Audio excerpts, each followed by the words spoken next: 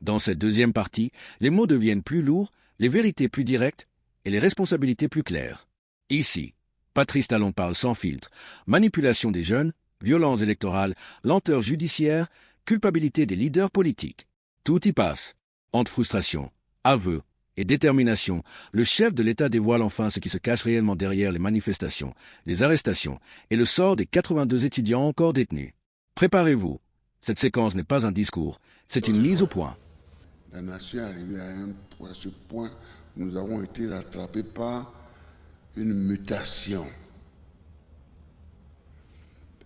Et pour tenir compte du passé, parce que lorsque nous avons parlé de nos compatriotes, de certains qui sont aujourd'hui en prison, il y a une cause, c'est l'exclusion, président. La cause, elle est politique. La solution doit être politique. C'est vrai, j'ai vu... Celui qui détourne l'argent...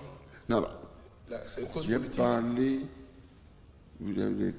des politiques. Oui. Il parle des politiques. Si un ministre, un maire, en exil parce qu'il a détourné, la cause est politique. Je crois qu'il s'est passé quelque chose, président. On sait de quoi on parle. Non, dites-moi. Non, je dis, ceux qui sont en prison en ce moment, ceux dont on parle. C'est qui? Je ne les connais pas tous. Je ne les connais pas tous. Je ne les connais pas tous. Ah, ceux qui ont fait les violences en 2019 et qu'on sort? Je n'en sais rien. Les violences, la question, c'est la question qu'il faut se poser maintenant. D'où sont venues ces violences? S'il y a eu violence. Mais vous savez que le plus grand homme oui. est en liberté. Hein? J'ai même dit ça un peu au ministre de la Justice en demandant au parquet de demander d'accorder la liberté conditionnelle, parce que je ne peux pas arrêter le processus judiciaire, sauf si amnistie. Je ne peux gracier qu'après décision de justice.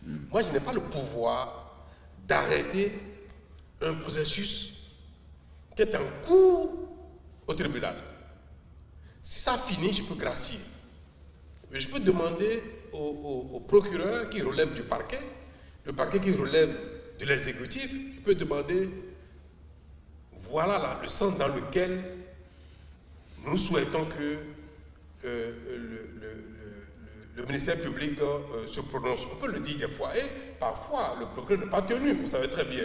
J'ai demandé que, pour la plupart, qui ont demandé la liberté pendant que le procès aboutisse, j'ai demandé qu'on la laisse en liberté.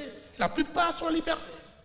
Pour ceux qui ont été confondus de violence pendant le processus électoral, la plupart. Sauf peut-être que certains qui ont eu des actes caractérisés de manière particulière et qui peut-être aussi, dont la plupart sont libérés. La plupart, M. le Président. Je m'en félicite, oui. Puisque témoin, effectivement, de la mise en liberté d'un certain nombre. Je dis bien, je m'en félicite, oui. À la suite des rencontres que nous avons eues. À vous rappeler quoi, la Bercy de le rappeler. Je m'en félicite. Et je le dis. Et je le dis aux uns aux autres. Mais il y en a aujourd'hui environ près de 120. Il y a encore une centaine? Oui. Ah bon, 80 combien? 82. 82. Qui ont manifesté, qui ont fait des... Oui. Non, il y a deux catégories. Les étudiants qui ont manifesté pendant les élections. Oui. Donc, ils sont encore là, c'est des élèves, c'est des étudiants. Oui. Vous avez demandé à ce qu'on accélère le processus. Oui, voilà. Et qu'on est en train de dimensionner les juridictions et la création de pouvoir vraiment aller vite. Accélérer. Les institutions sont pareilles depuis le mois de juin. Il y a eu la coupure au mois d'août qui a fait qu'on n'a pas pu tenir toutes les audiences. Et je leur ai demandé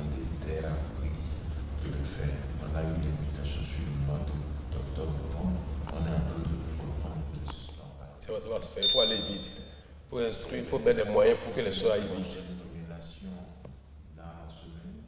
et quelques autres encore dans une semaine ou 2 semaines.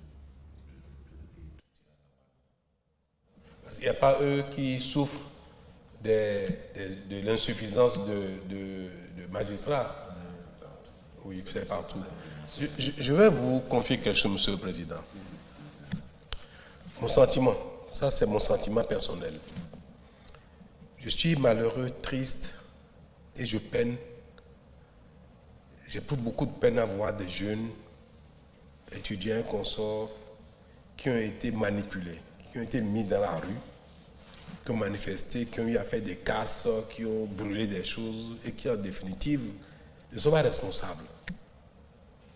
Et ce sentiment, je l'ai exprimé au ministre de la Justice pour dire au parquet d'être clément envers ces jeunes qui ont été manipulés.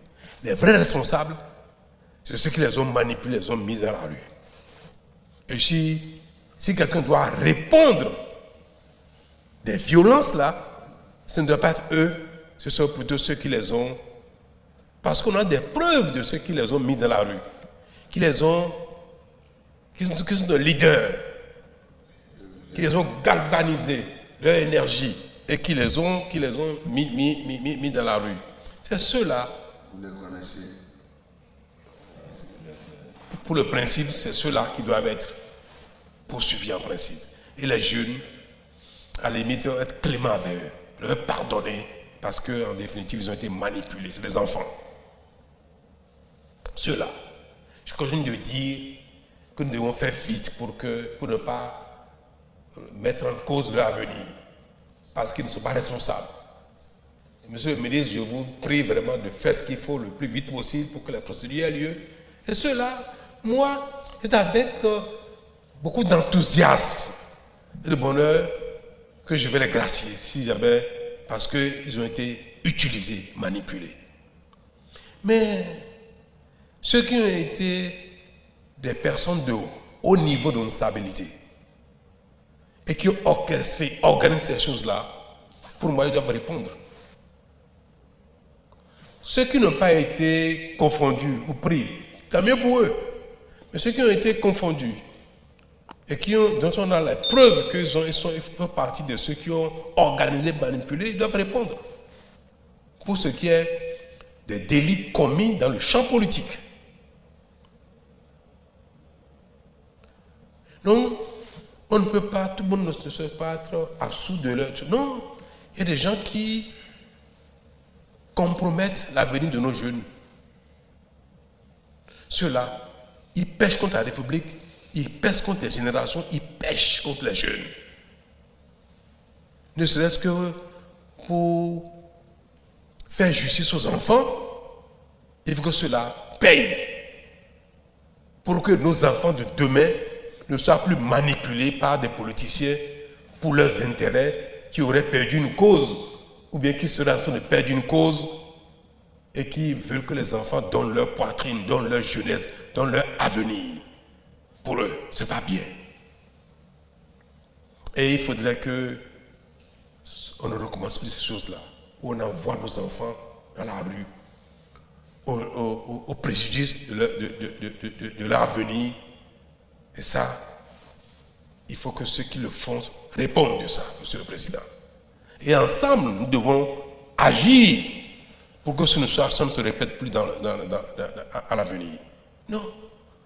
La compétition politique ne doit pas amener des perdants ou des gens qui ont parfois légitimement je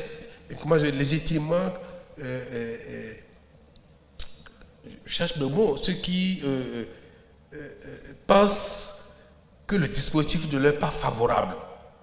Ils peuvent le penser de manière légitime. Mais ça ne peut pas justifier qu'ils mettent le pays à feu et à sang. Merci d'avoir regardé jusqu'au bout. Si cette vidéo vous a choqué, révolté ou ouvert les yeux, alors surtout, abonnez-vous en activant la cloche.